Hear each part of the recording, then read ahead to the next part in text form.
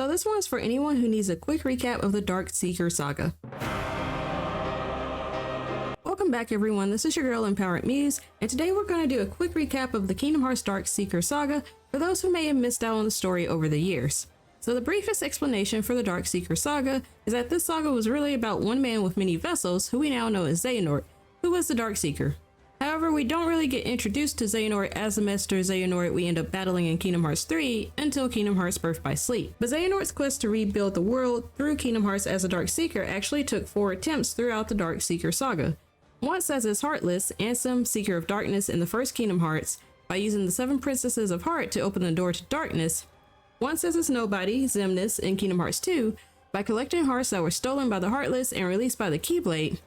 Once as Master Xehanort in Kingdom Hearts Birth by Sleep, by orchestrating a battle between a pure light and a pure darkness in the Keyblade graveyard to create the Keyblade using Ventus as a pure light and Vanitas as a pure darkness, which was possibly Xehanort's first attempt to summon Kingdom Hearts. And finally, as Master Xehanort once more in Kingdom Hearts 3 by orchestrating a battle between the 7 Guardians of Light and the 13 Dark Vessels in the Keyblade graveyard to once again create the Keyblade and summon Kingdom Hearts. And this final attempt was in fact considered the most successful attempt by Xehanort. And as far as the 13 Dark Vessels that we saw in Kingdom Hearts 3, they're essentially certain members of Organization 13, like Luxord, Marluxia, and Larxene, that have ties to the ancient Keyblade legacy that we explore some of in the story of Union Cross and Kingdom Hearts Dark Road. Xigbar, who is actually the foreteller Lushu, infiltrating to ensure the Keyblade War took place. Saix, the Nobody of Isa, who also became a student of Ansem the Wise with Lee. Vanitas, who was brought back from the past to become a vessel. Terra's possessed body. Xion, who was brought back using a body replica and data from Sora's memories. A Riku replica who was brought from the time of Chain of Memories when the old Organization 13 used a replica dummy of Riku to exploit Sora's memories and heart, and the forms of Xehanort including the original Master Xehanort, his Heartless Ansem, his Nobody Xemnas, and a younger Xehanort from the past who appeared to be of the age of Xehanort in Kingdom Hearts Dark Road right before his Mark of Mastery exam. So where exactly do all the Keyblade wielders come in?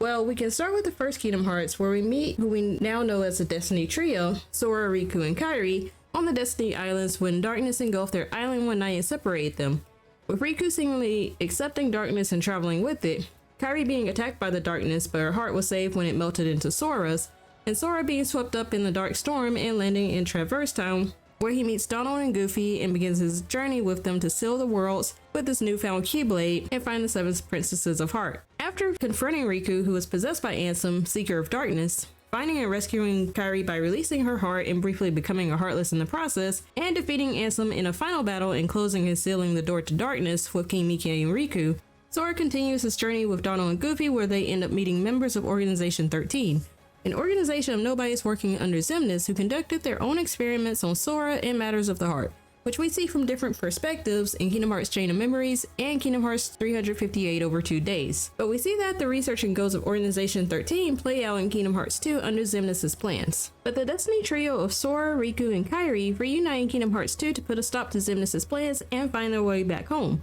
where they stay until Kingdom Hearts Dream Drop Distance, where Sora and Riku embark on their Mark of Mastery exam under Mastery and Sid and learn the power of waking, which is the power to wake sleeping hearts. But the Mark of Mastery exam was hijacked by Master Xehanort in an attempt to take Sora and use him as one of his 13 vessels. But thankfully Xehanort's plan to use Sora as a vessel failed and Riku was able to become a Keyblade Master. Then we have the Wayfinder trio of Terra, Aqua, and Ventus, who we first meet in Kingdom Hearts Birth by Sleep, who trained under Master Ericus, Xehanort's longtime friend and adversary. Before the events of Birth by Sleep, Xehanort actually found Ventus and attempted to fully extract the darkness from his heart, which we now know as Vanitas, in order to set forth his plan of summoning Kingdom Hearts and the Keyblade through a battle with a pure light and a pure darkness. Soon after, Ventus was brought to Master Ericus in order to be kept and trained by him, which is where the Wayfinder trio formed, after Ventus was introduced to Terra and Aqua.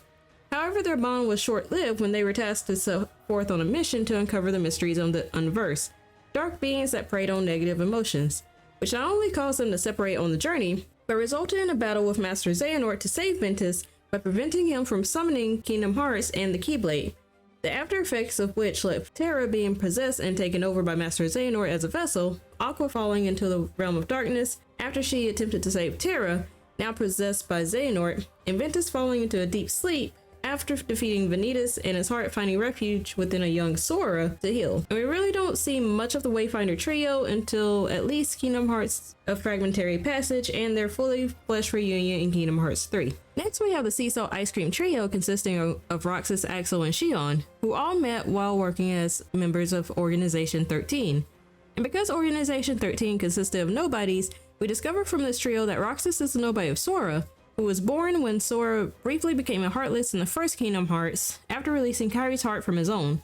And it's here that we also know that Naminé, Kairi's nobody, is born as well. Axel, on the other hand, is the nobody of Lee, a young man from Radiant Garden who became a student of Ansem the Wise, a scientist who studied the heart and memories, but whose research was infiltrated and stolen by Xehanort. And Xion is a nobody who was technically created from Sora's memories and ended up taking a form of her own. So while the story of Chain of Memories mostly involves Sora and Riku meeting Organization 13 for the first time, the story of 358 over 2 days involved the organization's perspective as well as the bond that formed between Roxas, Axel, and Xion, and how Roxas and Xion gained their strength as Keyblade wielders. And while Roxas, Axel, and Xion learned the truth of their origins and Xemnas' plans at different times, they each resolved to rebel against it, with Xion resolving to fade away and return Sora's memories to him, Roxas setting out alone to find more answers about his origins and eventually rejoining with Sora in Kingdom Hearts 2, and Axel setting out to find Roxas, but in the end sacrificing his nobody form to save Sora and rejoining the world as his original form Lee to train as a Keyblade wielder at the end of Kingdom Hearts Dream Drop Distance, and throughout the story in Kingdom Hearts 3. But the end of the Dark Seeker's saga did resolve in Kingdom Hearts 3 after Sora defeated Xehanort and all of his vessels with the help of the other Keyblade wielders just mentioned, who are known as the Guardians of Light. In Kingdom Hearts, the entity that was supposed to purge and recreate the world from darkness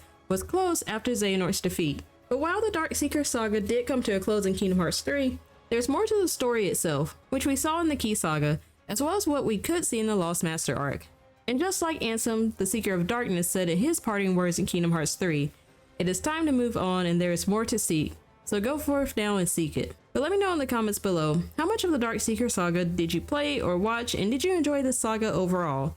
If you want to catch up on the Key Saga, I'll be linking a recap video of the Kingdom Hearts Key Saga once it's published in the end screen. And as always, be sure to hit the like button and subscribe to this channel if you enjoyed this video and want to watch more Kingdom Hearts content. And if there's anyone who may have questions about what to expect for the upcoming Kingdom Hearts games, be sure to share this video. Thanks for watching, and I'll catch you next time.